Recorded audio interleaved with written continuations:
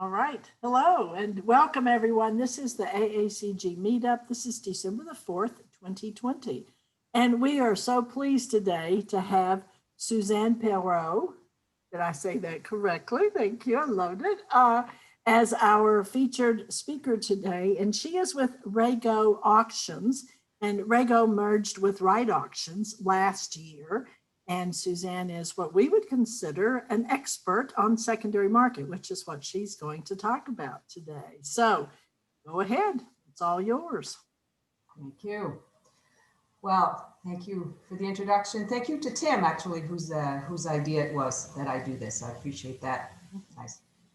And thank you. I wanted to say to Marilee for all the work you've put into AACG, and you're passing the baton up now, but you've done such a good job. And these meetups and all of these Zooms have been so precious to me. And I hope that when everyone is over this hump and that we've all been vaccinated and that we all get together physically, that we can still continue having these, because I think it's really, really good. So thank you all for coming, and it's good to see your faces wherever you are. I hope you're well. And I will start with my presentation, and I've not done this before, so bear with me. I hope that it goes smoothly. So I need now to share my screen, correct? And I will do that right this second. Sorry, I had muted myself. Yes, please share your screen. Okay. So I have good news for you, which is why the blue skies, because from where I sit, the contemporary glass market, both the primary market and the secondary market, they're doing just fine. So congratulations, it's alive and well. And I would like to discuss a few things for you today. So here we go.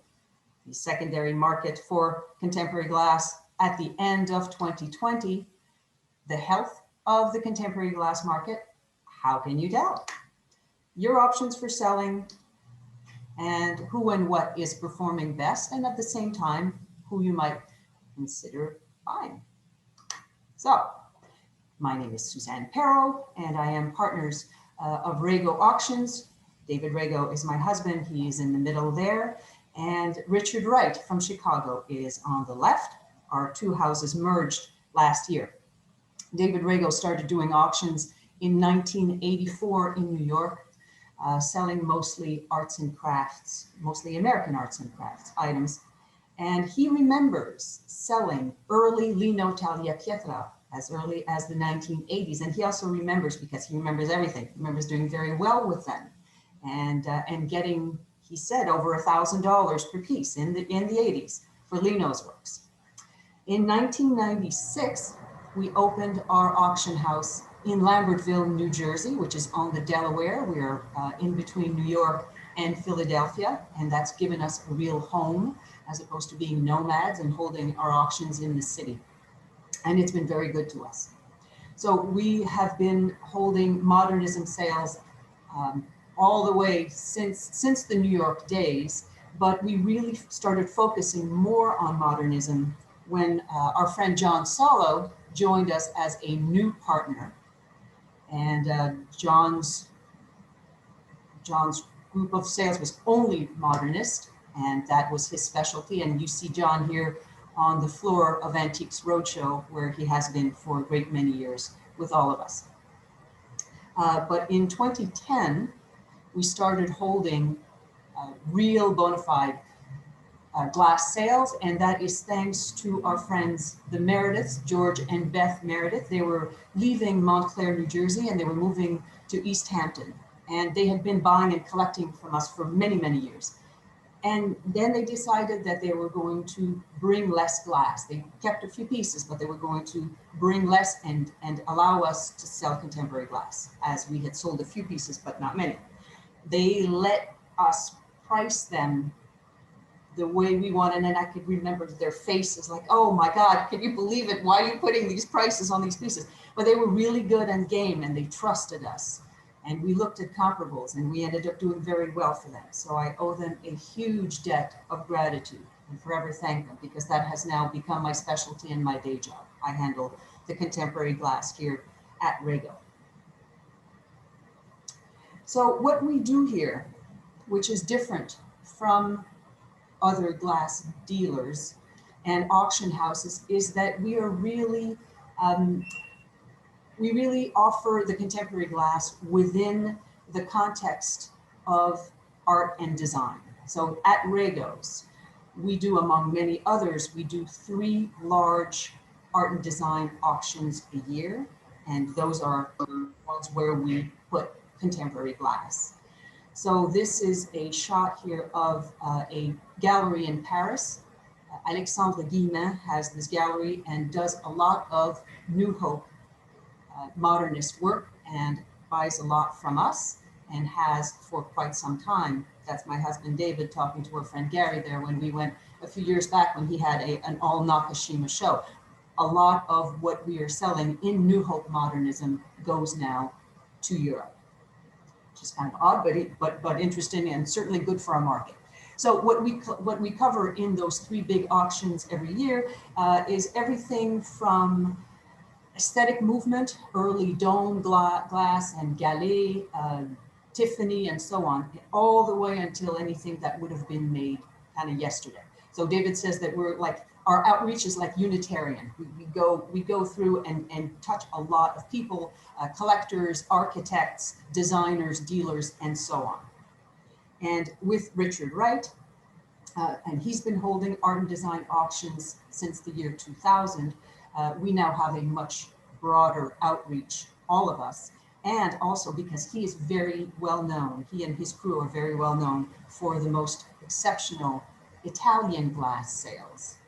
That has also, it's really burnished our market for glass. They are known for glass from probably the 30s to the 1970s. So when we do previews at the auction house, then we will put glass along with modernist items. So here you have a piece of lino on a Phil Powell cabinet, and it's sandwiched between Vulcos and Betty Woodman, and a nice piece of turned glass by Mothrop up there. Or here, a different preview, I guess, a big piece of Dan Daly with Kagan and Nakashima and more Powell in the back. And also people will come to our sales. We're now having a great many auctions, and they will come for one auction or one preview and will get to see something for a completely different sale that they weren't expecting. So last weekend, today's Friday, last weekend, we had a preview for both our luxury items and our jewelry sale. We just had those yesterday and the day before.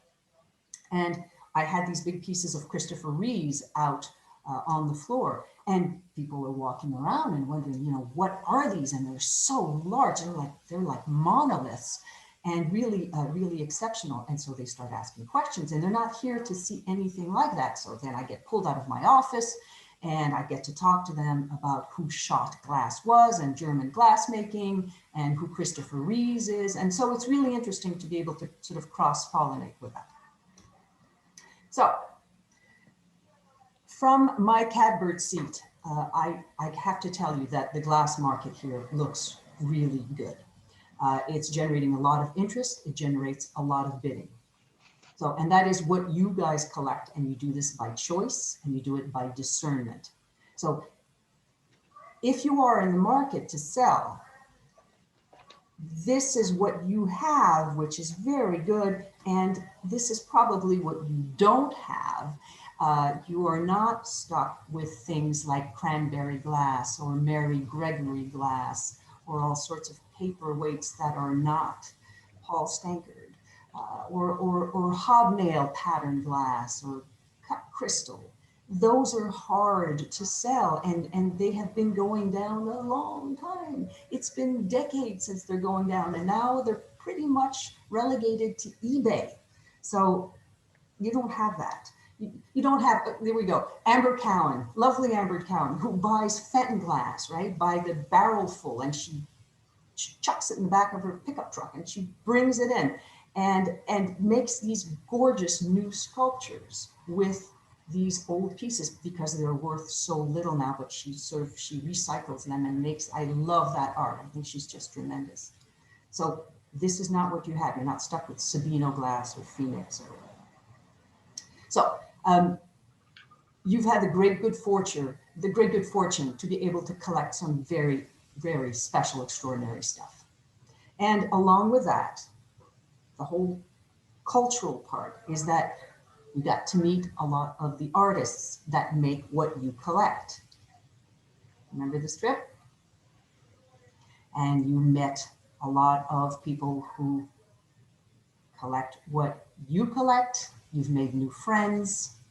You've seen their interiors, and it's informed you as to how you wanted to have your interior, what you wanted to collect.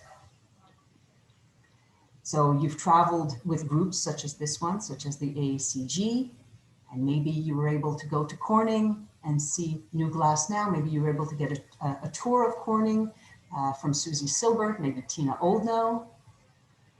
You might have gone to some really extraordinary glass dinners when you're going to SOFA. I'm sure you've been to SOFA in Chicago once or twice.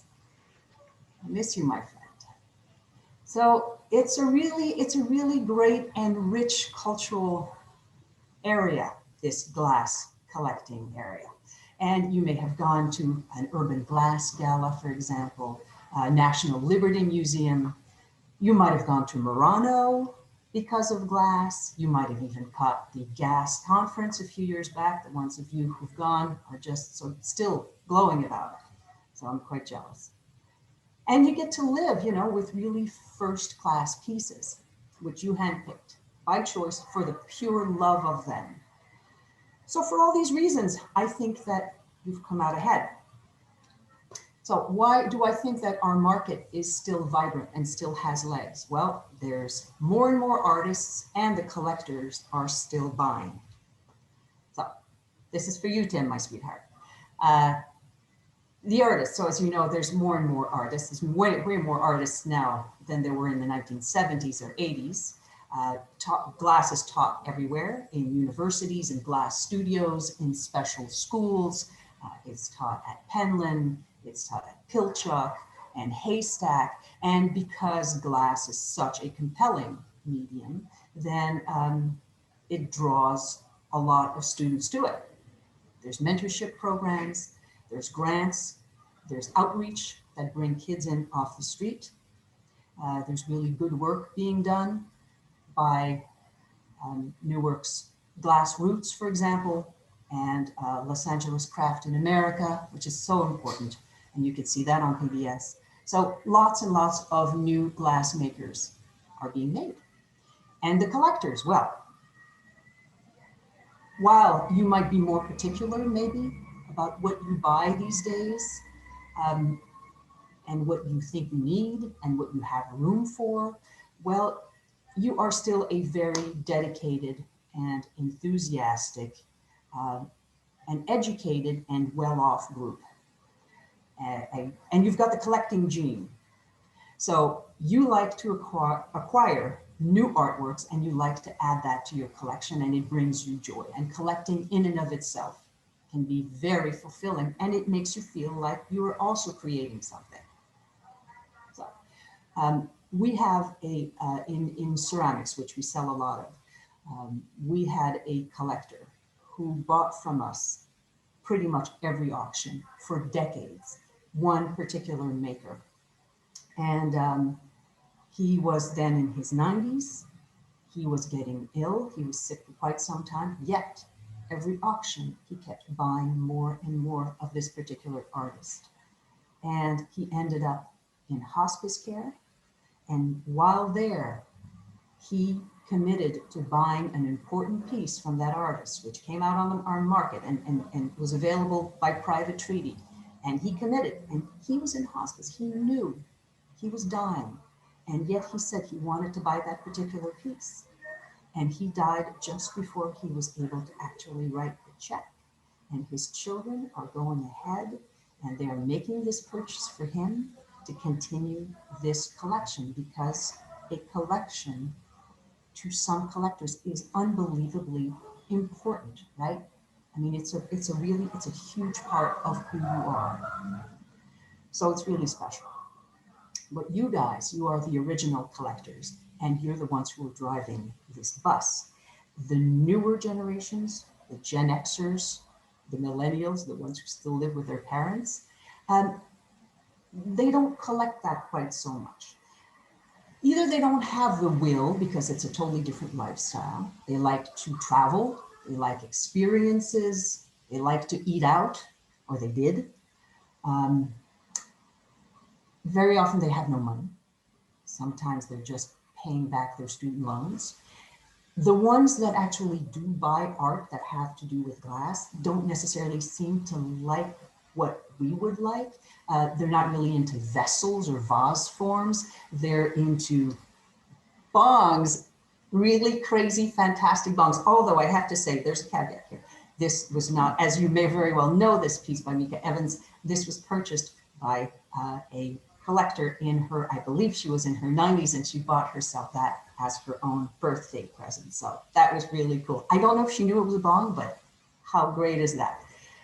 So they like bongs, they like pieces with political messages, they like a lot of neon. So it is not necessarily what you are buying, you guys are keeping that market going. So your options for selling. What if you do want or need to sell? A lot of you, whether you're baby boomers, whether you're World War II babies, you've been collecting for quite some time, and your collection is quite complete. And you say, oh, no, there's no way, my collection's not complete, my collection will never be complete, that's just heresy. But a lot of you are only buying what you need, what you have room for, a little spot here and there, or you're, of course, you're backing some of the artists that you really want to be behind. So for that reason, then sometimes smaller pieces are doing better than taller ones, and Stephen Rolfe Powell is a perfect example, certainly at auction. So there are ways, there's reasons why pieces are coming out on the secondary market. The depressing constants, which are in our trade called the 3Ds, I'm sure you've heard of them, death, debt, and divorce. So all of these forces, plus people moving to smaller quarters, retiring, all of that means that supply is coming out rather steadily onto the secondary market. So what is it that we mean by the secondary market? You've heard me say that a few times. What is the difference between the primary and secondary market? Well, it's anywhere that technically items are sold for whatever, the second time, it could be the 10th time, it doesn't matter. There are artists who want to sell their brand new works straight at auction. They don't want to go through galleries. And so when they're putting them at auction, even though their works are brand new, it is still considered the secondary market. So I would think that a healthy market for the resale of artworks is absolutely indispensable to an artist's legacy. And because there needs to be a way to keep their works and their name alive and relevant once they've stopped working. So in order to do that, support is needed from all the parties involved, from the artists, the gallerists, the agents, and the collectors. So there might be people who are working at every level, who are catching mistakes in cataloging. And believe me, I want to know, we want to hear it when we are making mistakes in cataloging anything. If you have the time and you want to share that with us, it is always so appreciated. So there are people who are catching mistakes in cataloging. They're keeping artists in the loop when their works are coming up for sale. We try to do that. Keeping tracks of the buyers in case there is a retrospective at some point or a catalog raisonné.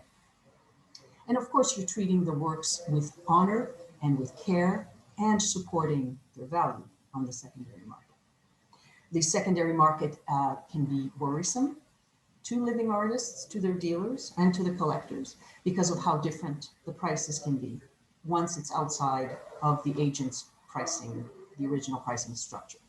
So just like the primary market, the secondary market is ruled by the economy of supply and demand.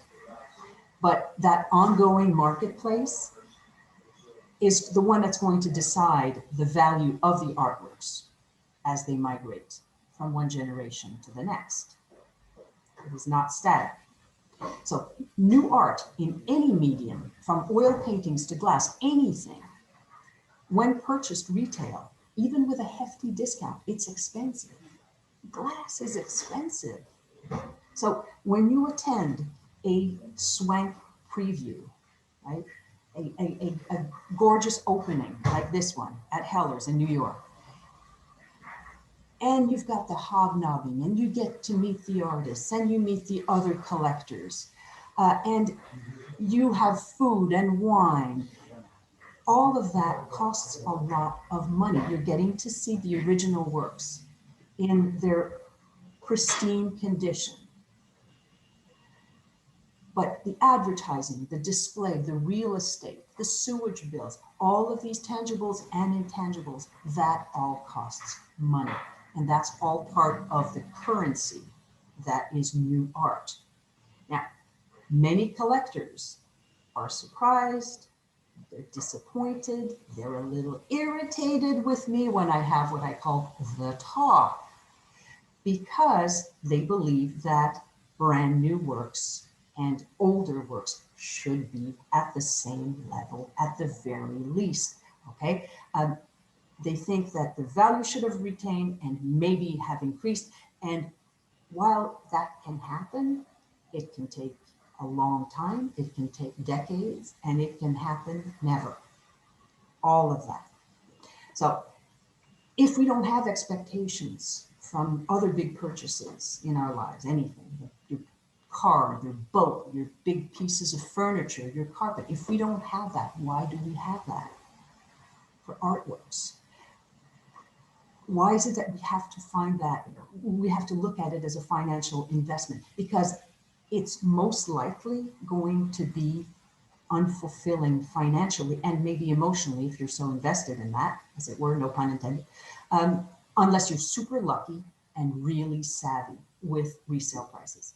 Because at the same time, I think it's also misleading to sell art as an investment unless you are, unless you really know something that no one else will, right? So I would be super, super careful. If you're buying things like Gerhard Richter or Ai Weiwei, Francis Bacon, Damien Hirst, okay, you have a chance to recoup your investment, maybe make a profit, but even then, how much money will you have tied up in your purchases, your insurance, the storage, interest on your money? So if you want to make an investment, you can go for boring T-bills, you can go for wine, you can go for real estate, and maybe then you keep your art just for pleasure. You just buy art because it makes you happy. So when you're ready to start moving some of your glass, what are your options?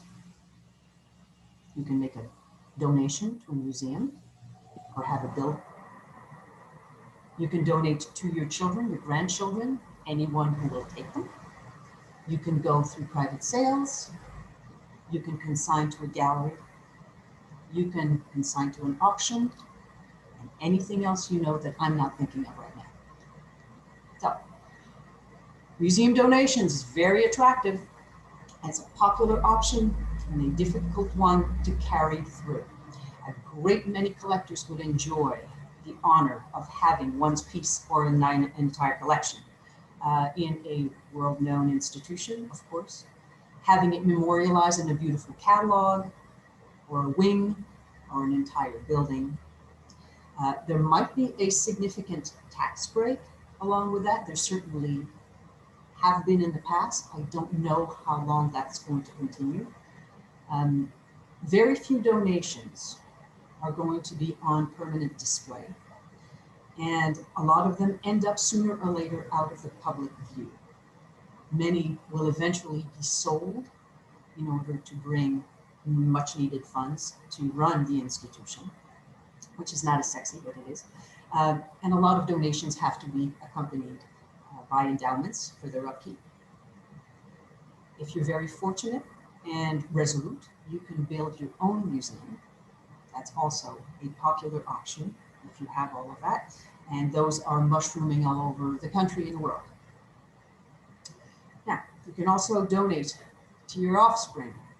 You can will your artworks. And of course, we can go back to the Gen Xers and what I said about that before. You can sell your property and split it up among all your offsprings and your grandchildren.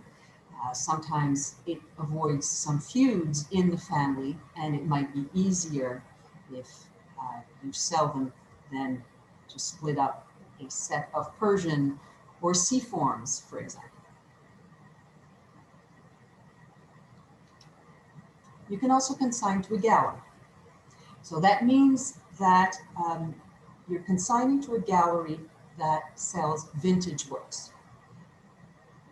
The potential here is that you can have a robust fixed price, and it can be an open-ended arrangement. You have plenty of time. The artworks are sometimes displayed on the floor, sometimes online only. Some galleries don't have sufficient space to accommodate both new works and vintage ones. Galleries agree with you on a base price, and then they add their commission. They'll add a percentage for the discount. And if the artwork doesn't sell after a while, they will bring that down. They will tell you about it and bring the piece, bring the price down or return the piece eventually. And then there is the auction option. And that is becoming an increasingly popular option. And by that, I mean that as of a few decades ago, only art and antique dealers would consign and buy at auction. But the better auction houses have reached out to what we call the civilians, the non-professional, the private sector.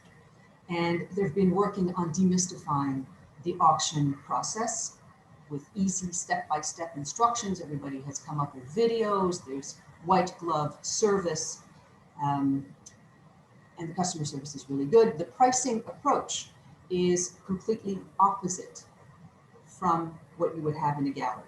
So instead of posting retail prices and discounting down from there, at auction, it's all built up through competition. So we never know what the final prices are going to be, right? That's part of the charm of the auction, and it adds excitement and a little bit of gambling. But you have a reserve to protect the consignment. So how does it all work? Well, the auction houses are increasingly more comfortable evaluating the artworks from photographs. It's not just a COVID thing. It's been happening for longer and longer. Especially everybody is now equipped with. Most people are either equipped with a phone or have access to one. Can take easy photographs, and we can certainly go through most pictures and have a good idea of what we're looking at. If it's a large collection, if the condition is a factor, then we will, and if there's no pandemic, we will actually go and look at the condition, at the collection in person. The specialists and the good ones should know how to finesse the most productive pre-auction estimates. And they have to be seductive enough. We're throwing a big net. They have to be seductive enough to encourage a big potential pool of bidders and to encourage competitive bidding. But they have to be high enough to protect the sellers with what we call a comfortable reserve. So there's a proper risk-reward balance that is very helpful. You can have aggressive estimates, and that temporarily reassures the consignor. However, it is a surefire way to keep your prospective buyers at bay. And if you have any bids at all, it may just end up being one flat bid, because the potential bidders may look at these super high estimates and go, why would I pay retail at auction? I may as well just go straight to the gallery or the studio or the artist and buy this brand new. So people are expecting to start lower and then they get caught up. So what we find out here is that one's chances of reaching the higher prices are often increased when you're taking a bit of a chance on the low side. As with lower estimates will often attract many, many more people. And then they get caught up and then you can have the option of a higher result. The seller's commission, the pickup fees, everything is worked out in the contract in advance before anything is sent out. So seller's commissions are organic and they depend on a lot of variables, including if you bring fewer higher end pieces, you will get a better deal than a lot of lesser ones, okay? So 1 10-carat yellow diamond will get you a much better seller's commission than a truck full of Roseville pottery. You get the idea. Other fees are negotiated along with the commission, such as the pickup, the insurance, the buy-in fee. A buy-in fee is like a restocking fee. So if your piece doesn't sell, auctions, not all, but many auction houses will charge you for having handled all of this. So the photography fees and so on. The more the auction house wants the property, the more willing they are to throw in the extras. And all major auction houses charge a buyer's premium. The physical transportation is anything from UPS and FedEx to USPS to Cadogan Tate, from packing diapers in chicken boxes to custom built crates. The property arrives in a myriad ways. At Rago and Wright, we physically handle almost every piece that we sell for each other in New Jersey and Chicago, except for crazy expensive Chihuly or others, but mostly large Chihuly items, which are way too expensive or complicated to take down and put back up again. So those are usually sold by photograph. And also charity items. We've been doing some charity work with the James Renwick Alliance and for the Smithsonian's Women's Committee. And I believe those were all done just by photographs. The actual pieces were still with the artists in their galleries, and we just did that little part virtually within our live auctions. It's a little complicated, but it worked beautifully. And they did very well for our organization, I might add. Thank you, Tim.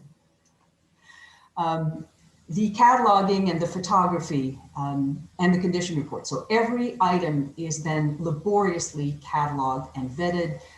The artists, if they're still alive, are contacted. We do a lot of research. We edit and edit and edit again. Lots of photographs are taken, and glass, as you know, is not easy to photograph. Those big Christopher Reeves pieces I showed you, we have 6 of them for the January auction, and I think it took one day, an entire day, to do just 6 pieces. So the catalogs are laid out by an award-winning crew, and the Wright in Chicago, the Wright design staff is exceptional, and they're known worldwide. And really one of the great things we got when we joined companies is their look, their aesthetic is just extraordinary. Most auction houses, and us included, print fewer and fewer catalogs for many reasons.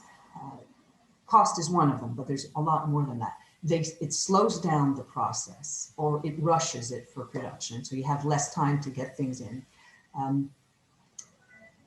Sometimes the post is very slow, and so it takes a while for it to get. And so by the time the collectors get the physical catalog, if they're waiting for that, they don't have much time, or it's after the auction already, so that doesn't help anybody. Postage has been slow because of through COVID. Also because of COVID, people are sometimes they're just not really as willing to handle things that have been outside in the world, and so they don't really want to touch anything. And even way before that, for years when we were we would do fairs, we'd do shows, and we would either try to sell catalogs or even give them away, and people would say, "Hold on a minute, this catalog, it's online, it's on your website." And you say, "Yes." It said, "I don't need another catalog. I don't need another piece of paper. I don't need anything else on my shelf. That is not a piece that I'm buying." So they would go, no, I don't need a printed catalog. So that seems to be going more and more as a thing of the past. It does remain a very powerful tool to get in a new collection from a consignor, though. We do then, after putting together these lovely catalogs, and we're very thorough with our condition reports. Every piece will have a condition report online, and we can take extra photographs.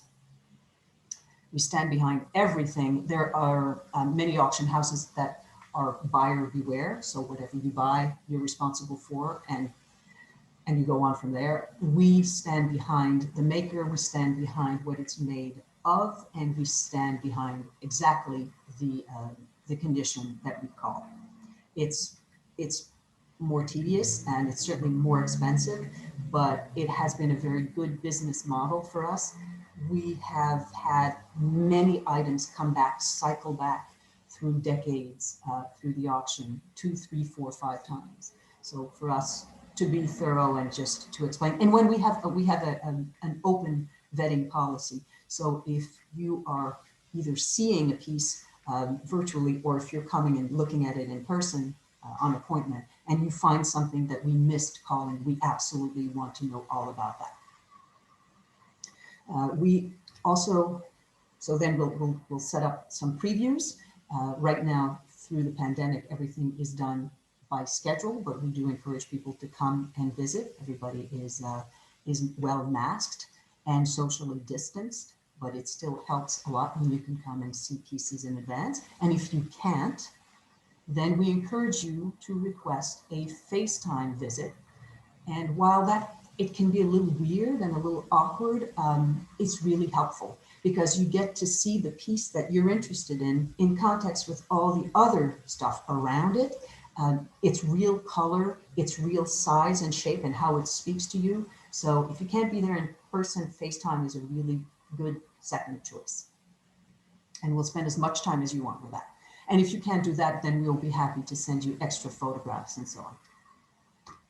And then there's the day of the sale. So the live sales were looking like this. Now we have maybe 4 or 5 little pairs of chairs that are totally spread out through the auction house. So we are not on top of each other like this, but most of the bidding is now done through telephone bidders, absentee bids, and we use many different platforms. And if you go on our website, the Rago Right website, you'll get to actually follow the auction live with a video feed. And who and what is performing best? If you're selling and if you're looking to buy, which ones are going for a little less money?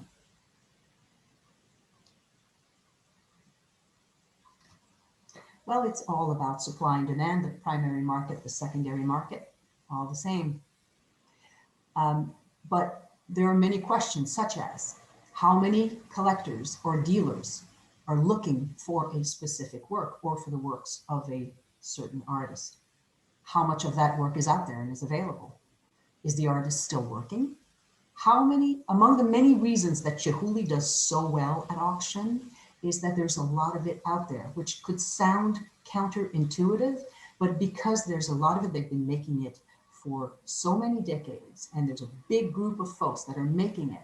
So it's easy to have a nice big collection of Chihuly, right? And if you go, and if most of your friends and other collectors have Chihuly in their collections, you will most likely want to have some of that too. And there's a great many, as you all know, a great many different series in Chihuly. So it doesn't all look the same. They just keep changing and they keep moving those goalposts.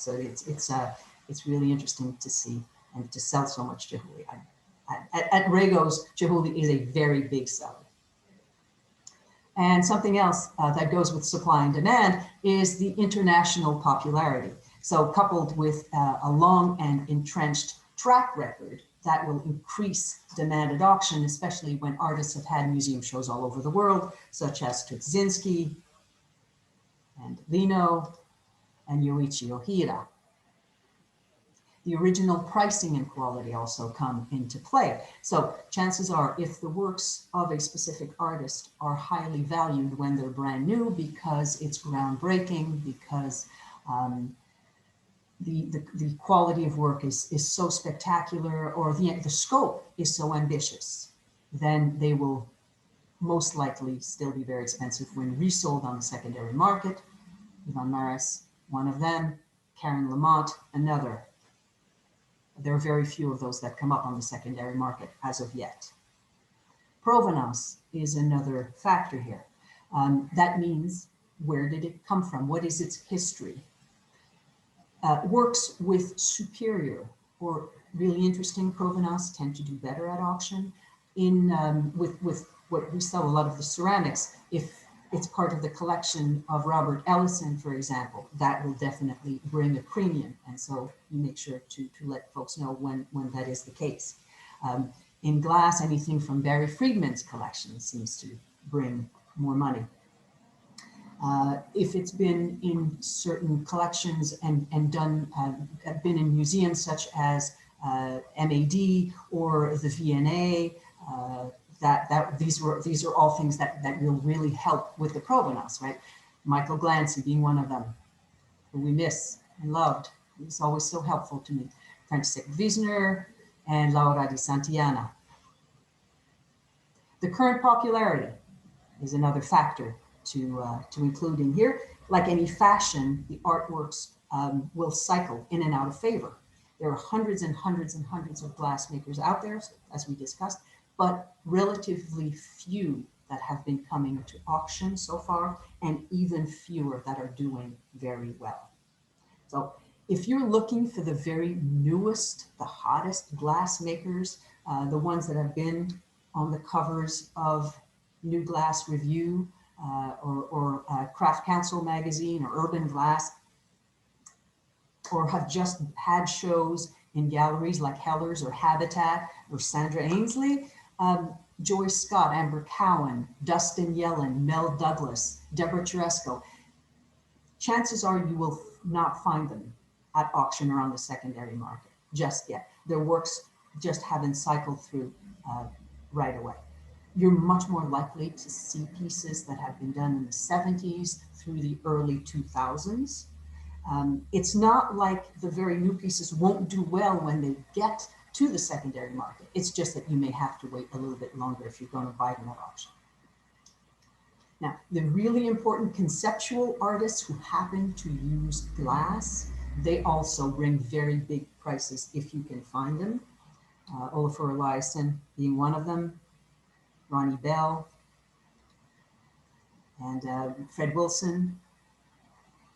And I'm sorry, it was Ronnie Horn. This is Larry Bell. I made them into one. So when you can find them, those will bring big bucks. So who else is doing well at auction? Who are the ones that you are more likely to see, encounter, and be able to afford? Well, obviously, Preston. Preston is super hot. Jenny Pullman, Sabrina Knowles.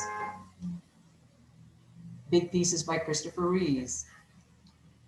Alex Bernstein, also bigger the better.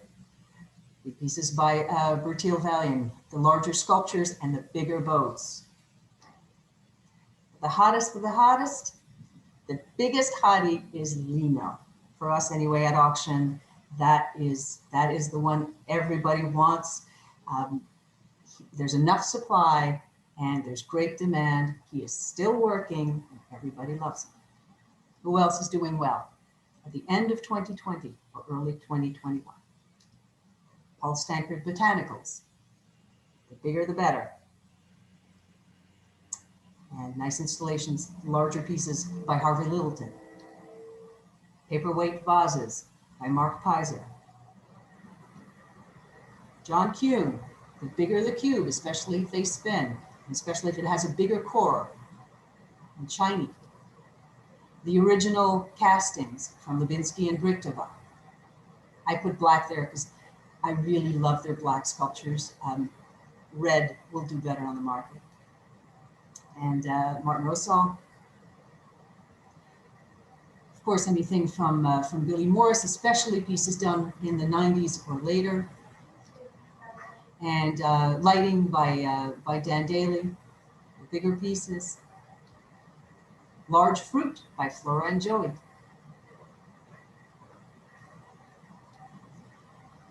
And Time to Buy. These are selling under the money or less than they used to, often because they are earlier versions from these artists who have gone on to make new, they have found their voice later on. So these are sort of the earlier ones, don't do as well right now as they have gotten to. Also, the terrifying lamp-worked pieces, Brent Keyoung, for example, of Lucio Bubacco, and anything with a little excuse, any chip, any scratches. Glass collectors, as you know, are very particular about condition. So anything that has a bit of damage, you can get for less money. We encourage people to regularly go and look at auction aggregate sites. Most of them are free, and if you want, I can type those up in the chat afterwards. But this is what Rago, our website, looks like. But you can stay up to date with prices on the secondary market. So Rago Wright is one of them. Live Auctioneers, you may have heard of. Bid Square, Invaluable. Invaluable is good for actually quite good for the European market. Art Price, you may have to pay for Art Price, but Art Price is very good. Even eBay, so for current pricing on the secondary market. So my conclusion here is that my wish, as might be yours, is that for many generations of talented and hardworking artists to foster the development of glass, learning from the trailblazers and mentoring the ones that are to come. There are many reasons why we are all drawn to glass, because it's such a special medium. There's something magical and romantic about it. And it has, of course, an extraordinary versatility. It can look like anything. But also because of the teamwork that it requires, it has the power to save lives and to better communities. Because of you who collect it, along with the artists, their dealers, the museum curators, the organizations that you have fostered, like AACG, you have built a collecting community that is unlike any that I have encountered. And I've been doing this a long time. You're the first ones to say that this glass family is so important to you. And among the first reasons why you are in fact collecting that is glass. So that's quite significant, and it's a priceless part of the value of your experience. So the secondary market is just a tool for transition. You use it as you go. That's it. So if you have any questions, I'm happy to answer them. Suzanne, we do have some questions. I'm going to take your screen off so we're seeing you now, just so you know that you're being seen. But we had a question from early on. Let me get the chat up, sorry. Early on when you were talking about artists selling directly, we had a question about, are more artists selling their work at auction, and what are the ramifications of that? There are artists that do well on the auction market, and they want to take the chance to perhaps do a little less well, but they have the option, the opportunity to sell on the higher market, because obviously at auction, you don't know where it's going to end. So if there's a big demand, there's more demand than supply for the works of a specific artist, it may behoove them to just go straight for the auction market. Another question, now that the work reaches the auction house and everyone all over the world can bid, does that establish the real market price? Well, yeah. And so this is all about, much to unpack in that question, real market price, right? Yes, I think the more competition there is, obviously, the more real the market price is.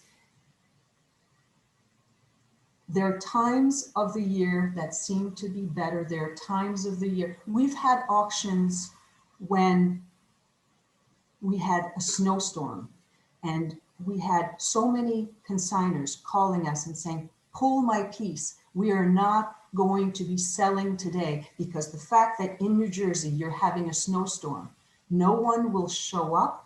And what I have is just going to tank, and I don't want to take that chance. I'm answering your question again. We had so many people in that room, and the prices went through the roof because everybody thought they could get a steal. And they just came through the snow and showed up in person and all bid. So now people can bid at any time. It's very easy to bid, absentee, telephone, all of that. You can bid in the middle of the night. So yes, you hope that it becomes a more open and democratic field. Does the auction market parallel the economic conditions at the time? Yes and no, in the sense that people think that when the economy is doing well, you will be selling for higher prices. It's not necessarily the case. Sometimes the economy is tanking and you are doing well because people don't want to spend. When I say the economy is tanking, let's say that the stock market is taking a hit. If the stock market is getting a hit, sometimes collectors would much rather invest in art than in pork bellies or in gold. Is the reserve generally 10 to 20% below the minimum? Well, funny you should ask. There are auction houses that work with no reserves at all. There are auction houses that do a de facto 50% of the low estimate reserves. When we post our sales on Live Auctioneers, I know that what they will post as our opening bid is half of the low, which is not by and large the case. It's not the reality of our reserves. At Rago and Wright, we usually reserve between 10 and 20 or 20%, 25% below the low estimate. Sometimes we reserve at the low estimate, which I don't like, and David doesn't like either, because it's awkward as the auctioneer to be calling a sale where the reserve is the low. If it doesn't make it there, if it makes it just one below, but you're not selling, then people get disappointed and you look a little off. Sometimes the reserve can be within the estimate, which is even more awkward, but sometimes that's the only way you can do it. But yes, usually 10 to 20% below is good. We also have all unreserved auctions once or twice a year, and then that's just a blowout. You usually start at half the low estimate, and if there's no bids, then you go down from there. How do you determine if a piece is a forgery from a photograph? Well, mostly you've seen enough. And you know which artists are being faked and which ones aren't. In glass, I haven't seen that many fakes except for Chihuly. There's a bunch of Chihuly fakes out there. And sometimes they're offered to you as style of, and sometimes they're offered to you as Chihuly. And many a time I have sent photographs to Kate Elliott on the West Coast and said, do you believe this? I did this last week. Somebody was offering, I don't know if you guys saw it, somebody was offering a Chihuly chandelier, and it was just hanging by a chain, which looked like something you would have gotten at Restoration Hardware. And it came with a big price, $20,000 was low estimate, was a red. And I sent that to her and I said, this is crazy. She says, I don't know if we should tell him. I said, I think we should tell him. I said, as an auctioneer, I would want to know. So she contacts them. She says, it's signed and it's right. So you could tell a lot of things. Maybe they just added a chain at the end. I don't know. You can tell a lot of things from photographs. After a while, you let them know that once you get the pieces in hand, that of course, that is the final. We do get pieces from time to time. We get George Orr pieces, lots of ceramic pieces that come in that are fake or have a fake glaze. And of course, you have to see them in person for the final judgment. But you should be able to tell 95%. All right, this is our last question. How does the appraised value of a piece for insurance purposes relate to the original purchase price or the price it's sold at auction? Yeah, that's a good question. So your question is, how is the insurance price? That it was around that, right? The insurance price is the highest of all the values in an appraisal, and that can be, well, it can be where it was that you paid for it. If you bought it 30 years ago, it's really quite irrelevant.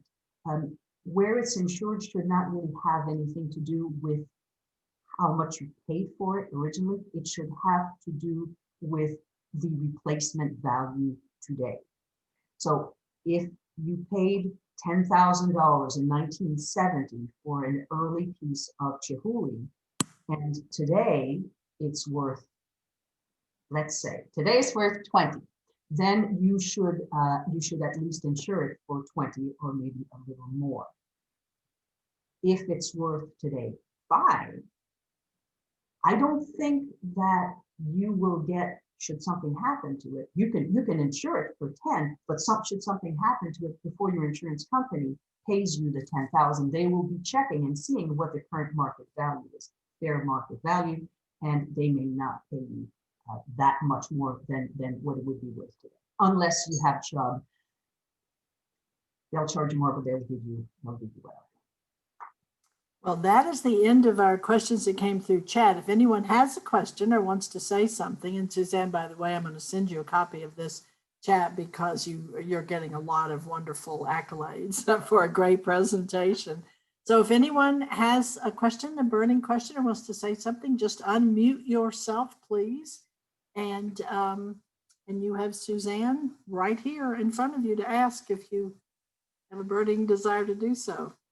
I have a question. All right.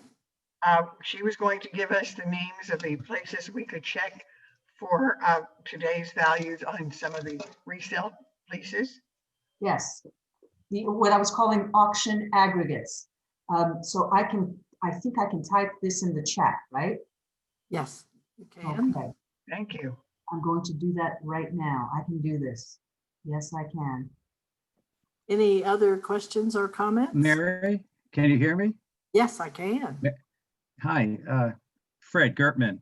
Fred. I want to ask you, are you finding younger collectors, say age 40 and under, Babies.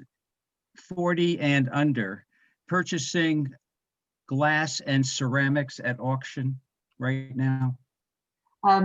Younger collectors for the future, not our generation, but the younger collectors. Yes, yes. Well, as I said earlier, the younger collectors will either buy things that are quite new and more, perhaps more political and different than things that are there's nothing traditional in the sort of the new collectors. And so if they collect at all, it tends to be more conceptual. So in ceramics, I'm thinking Volkos and Volkos. There's nothing traditional about Volkos, and Volkos is so timeless. We get a lot of people who are collecting George Orr, and George Orr was this very eccentric potter that was a folk potter and a modern potter in Biloxi, Mississippi, that would throw these impossibly thin little pieces that look like little taco shells. And he may sometimes put these weird asymmetrical handles on them that look like ears, or add little folded snakes with little smiley faces, just bizarre stuff. But that seems to be timeless. And while George Orr's popularity cycles in and out, younger people, the boomers and the dot-com people are putting a lot of money in that, because it is both very modern and folk art at the same time. You can look up George, or you'll understand what I mean. The more twisted and bizarre, the more they enjoy it. But what young people are collecting now is not what the earlier generations have done. I've got RagoArts.com. I've got Bid Square. I'm looking. Okay, Invaluable Live Auctioneers. Marilee, may Yes. Hi, I would like to compliment Suzanne.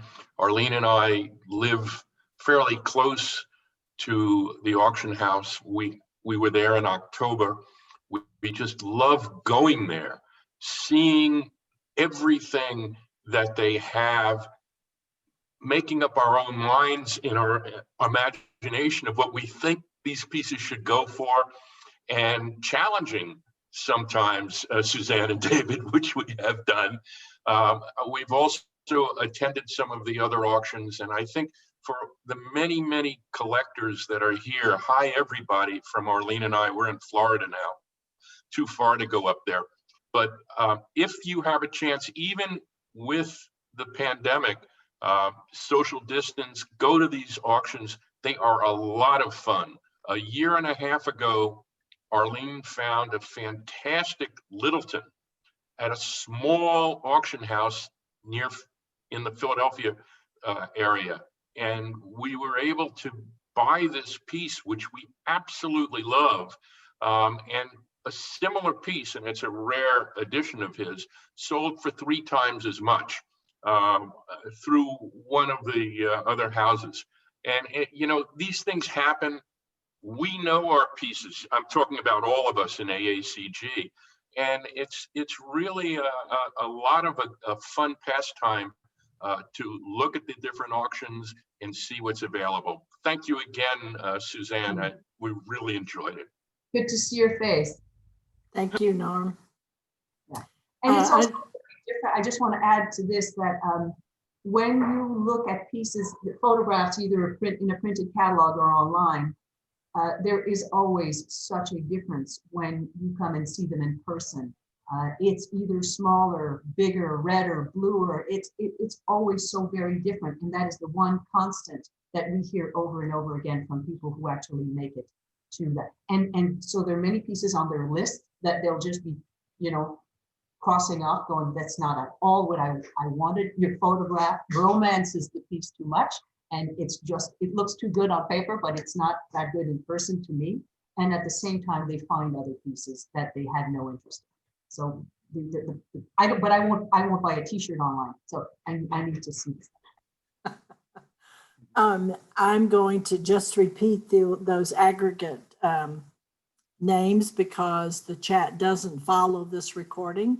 So it's RagoArts.com, Bid Square, Invaluable, and Live Auctioneers. Those are the 4 that Suzanne put into the chat. And Suzanne, I want to thank you so very, very much for today. What a great presentation. And thank you, AACG members, for attending. We had 117 people on the call. So you were a very popular draw. Thank you. And thanks everyone. And please stay safe out there and enjoy your weekend. Thanks, Marilyn.